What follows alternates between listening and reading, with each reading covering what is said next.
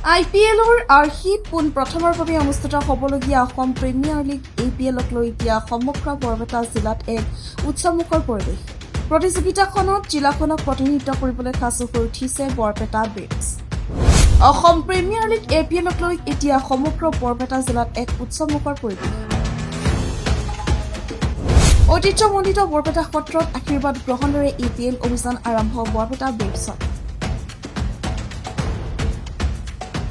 কিতাপ জয়ৰ মূল লক্ষ্যৰে বৰপেটা ব্ৰেভছে আৰম্ভ কৰিছে নিজৰ যাত্ৰা। বৰপেটা সত্ৰত সেৱাচনা আশীৰ্বাদ গ্ৰহণ কৰাৰ পিছতে এই বিশাল সমদল।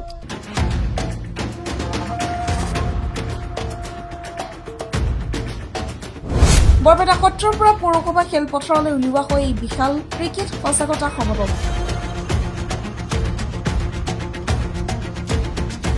দলৰ স্বত্বাধিকাৰী খেলুৱৈ আৰু অসংখ্য ক্ৰিকেট অনুৰাগীয়ে স্বতঃস্ফূৰ্তভাৱে অংশগ্ৰহণ কৰে এই সমদলত জিলাখনৰ প্ৰতিভাৱান ক্ৰিকেটাৰসকলক IPL তথা ৰাষ্ট্ৰীয় পৰ্যায়লৈ আগুৱাই নিয়াৰ দলটোৰ মূল উদ্দেশ্য বুলি ব্যক্ত কৰে স্বত্বাধিকাৰী পংকজ আগৰৱালাই। প্ৰথমতে মই সকলোকে মোৰ আন্তৰিক শ্ৰদ্ধা আৰু ধন্যবাদ জ্ঞাপন দিলোঁ আৰু প্ৰণাম দিলোঁ সত্ৰ অধিকাৰ আৰু সত্ৰত থকা সকলো। আমি বৰপেটা ব্ৰেভছ যোৱাকালি আমি জাৰ্চি অপেনিং কৰিলোঁ আমাৰ, আৰু আজি আমি কীৰ্তন ঘৰত আহি প্ৰথমতে আমি ইয়াত আশীৰ্বাদ ল'লোঁ যে আমাৰ যিমান খেলুৱৈ আছে আমাৰ টীমটোৰ আশীৰ্বাদ ল'লোঁ, আৰু আমি এতিয়া ইয়াৰ পৰা ৰেলী এখন ওলাম ষ্টেডিয়ামক লগি। আমি 23 তাৰিখ কাপটো লৈ আহিম 100% 100% আমি জিতিম, আৰু আমাৰ টীমৰ পৰা 100% আশীৰ্বাদ আছে। আপোনালোকৰ পৰা আশীৰ্বাদ লাগিব, আৰু বৰপেটাবাসী সত্ৰৰ পৰা আজি আশীৰ্বাদ ল'লোঁ। আমাৰ ইয়াৰ পৰা এই APLটো হোৱাৰ পিছত নেক্সট IPL বা নেশ্যনেল গেমত আমাৰ বৰপেটা ব্ৰেভছৰ খেলুৱৈ 100% যাব।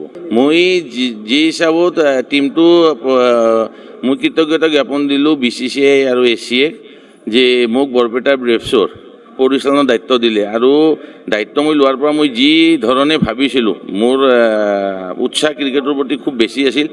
APL অসমত ঘোষণা হোৱাৰ পৰা মোৰ খুব আছিল। খেলুৱৈ মই যি হিচাপত ভাবিছিলোঁ মোক ভগৱানে 100% দিছে। মোক বহুত ডাঙৰ পাব, আৰু বহুত ডাঙৰ আমাৰ এই বৰ্তমানৰ পাব, আৰু বাকী 12 বছৰৰ পৰা 19 বছৰৰ যি খেলি আছে সিহঁতে বেছি উৎসাহ পাব। আৰু Barpeta braves academy, Barpeta academy, Kokrajhar academy, ল'ৰা আছামত যিমান আছে একাডেমি, আমি এতিয়ালৈকে চবৰ লগত কণ্টেক্ট হোৱা নাই, কৰি আছোঁ। আৰু যিমান আমাৰ একাডেমিৰ খেলুৱৈ আছে আমি সকলো খেলুৱৈক গুৱাহাটীত বৰ্ষাপাৰাত লৈ যোৱাৰ ব্যৱস্থা কৰিছোঁ। তাৰমানে বাছটো আমি কৰি দিম, খোৱাটো আমি কৰিম, কিন্তু লৈ যোৱা কিন্তু গাৰ্জেণ্টৰ দায়িত্ব ডিষ্ট্ৰিক্টৰ ছেক্ৰেটাৰী আৰু প্ৰেছিডেণ্টৰ। সিহঁতে আৰু বেছি উৎসাহ পাব যে 12 বছৰ, 14 বছৰৰ, 15 বছৰৰ যি খেলুৱৈ আছে, যেতিয়া বৰ্ষাপাৰাত দেখিব আজি ডেনিছ খেলি আছে, সিহঁতে এদিন থাকিব যে নহয় মই ডেনিছতছে ওপৰত যাম, সিহঁতৰ বেছি উৎসাহ থাকিব। দলটোৰ থিম ছং গাই উৎফুল্লিত হৈ পৰিছে বিশিষ্ট কণ্ঠশিল্পী ভিকু কাশ্যপ। তেওঁৰ মতে এই মঞ্চই বৰপেটাৰ উদীয়মান ক্ৰিকেটাৰসকলক ৰাষ্ট্ৰীয় প্ৰেক্ষাপটত জিলিকাই তুলিব। চাওক, মোৰ অৰিজিনেলিটি মই বৰপেটীয়া ল'ৰা। মোৰ ঘৰ, দেউতাৰ ঘৰ পাটাচাৰকুছিত। বহুতে গম নাপায়, আজি জনাবলৈ আপোনালোকৰ মাধ্যমৰ জৰিয়তে জনাবলৈ পাই সুখী হৈছোঁ। দ্বিতীয়তে বৰপেটাৰ যি আধ্যাত্মিকতা, সেই আধ্যাত্মিকতাই আমি নজনাকৈ আমাক বৰপেটা সত্ৰলৈ বহুতবাৰ আনিছে। সেয়া আমি আগতেও ৰাইজক কৈছোঁ। আৰু এটাই কথা যে খেলৰ ধাৰা থাকেই।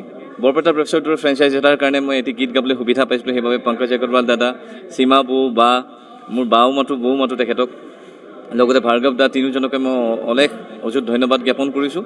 আৰু বৰপেটীয়া হিচাপে বৰপেটাৰ দৰে টীম এটাৰ বাবে গীত গাবলৈ পাইছোঁ, ইয়াতকৈ মোৰ কাৰণে সৌভাগ্যৰ কথা একো নাথাকে। কৃষ্ণ দাস, অৰূপ দাস বৰপেটাৰ এটা খুবেই চিনাকি নাম, গোটেই অসমবাসীয়ে তেখেতসকলক জানে, আৰু বৰপেটাৰ বিষয়ে গোটেই বিশ্ববাসীয়ে জানে।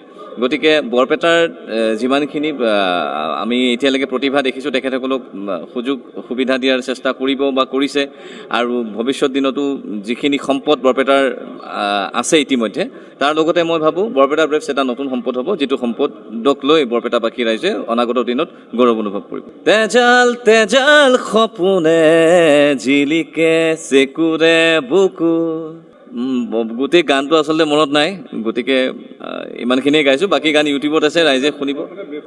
এইখিনি কথা আচলতে প্ৰত্যেকজন ব্যক্তিয়ে গম পায় যে APLৰ আটাইতকৈ মূল্যৱান খেলুৱৈজনে হৈছে ডেনিছ দাস, আৰু ভাল খবৰ এইটোৱে যে তেখেত আমাৰ টীমত আছে। গতিকে খেলত হৰা জিকা থাকে, কোন জিকে কোন হাৰে সেইটো বাৰু সময়ে ক'ব, কিন্তু আমাৰ বৰপেটা প্ৰেপছৰ চাগে মূল লক্ষ্য হোৱাটো উচিত বুলি মই ভাবোঁ, যে এটা ভাল উন্নত মানদণ্ডৰ যাতে খেল প্ৰদৰ্শন কৰে, লগতে ভাতৃত্ববোধ যাতে বৰ্তাই ৰাখে, তাকে কামনা কৰিছোঁ। আৰু ডেনিছ তথা সমূহ প্লেয়াৰজলৈ 275জন প্লেয়াৰজলৈ জনাইছোঁ শুভেচ্ছা। অনাগত দিনত তেখেতসকলক যাতে আমি IPLৰ মঞ্চত দেখিবলৈ পাওঁ। ইফালে নিজ জন্মস্থানৰ দলটোক নেতৃত্ব দিয়াৰ সুযোগ পাই উৎফুল্লিত অধিনায়ক তথা সৰ্বাধিক মূল্যৱান খেলুৱৈ ডেনিছ দাস। যিকোনো মূল্যৰ বিনিময়ত প্ৰথমবাৰ APL খিতাপ বৰপেটালৈ অনাৰ সংকল্প অধিনায়কগৰাকীৰ। হয়, বহুত আনন্দ লাগিল যে মোক বৰপেটাই মোক নিলামীত ল'লে, বিকজ মোৰ এইখনেই হোম গ্ৰাউণ্ড হয়। ইয়াতে মই সৰুৰ পৰা খেলিছোঁ, ষ্টাৰ্ট কৰিছোঁ ইয়াতে, যিমান যি আছে মই সৰুৰ পৰা ইয়াতে কৰিছোঁ। চ' বহুত আনন্দ ফিল কৰোঁ। বহুত ভাল লাগিছে, আৰু অ'নাৰ্ছ আৰু মেনেজমেণ্টটো বহুত ভাল কাম কৰিছে অকশ্যনত। ইমান এটা ভাল টিম এটা ৰেডি কৰিছে। চ' আজিৰ পৰা আমি এটা প্ৰিপাৰেশ্যন ষ্টাৰ্ট কৰিম, আৰু এতিয়া আমি সেৱা ভাগো আগবঢ়ালোঁ বৰপেটা সত্ৰতে।